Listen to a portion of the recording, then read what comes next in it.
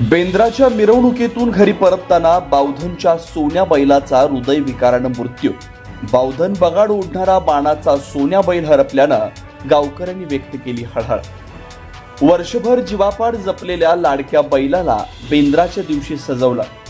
पारंपरिक वाद्यांच्या गजरात त्याची मिरवणूक देखील काढली. ग्रामदैवत श्री काळभैरवनाथाच्या मंदिरापर्यंतचा सोहळाही उत्साहात पार पडला. मात्र मिरवणुकीनंतर घरी परतताना सूरज उर्फ काका कदम यांच्या बारका सोन्या या खिलार बैलाला अचानक हृदयविकाराचा तीव्र झटका आल्यानं त्याचा मृत्यू झालाय.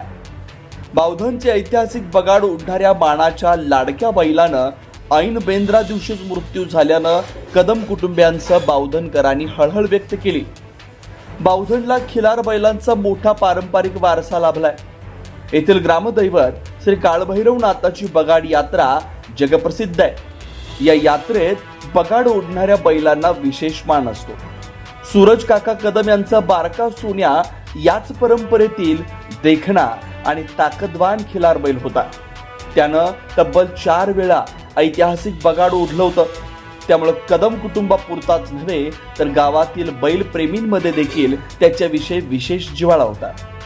कदम यांनी बेंद्रानिमित्त सोमवारी सकाळी 5ही बैलांना आंघोळ घालून आकर्षक पद्धतीने सजवण्यात आला.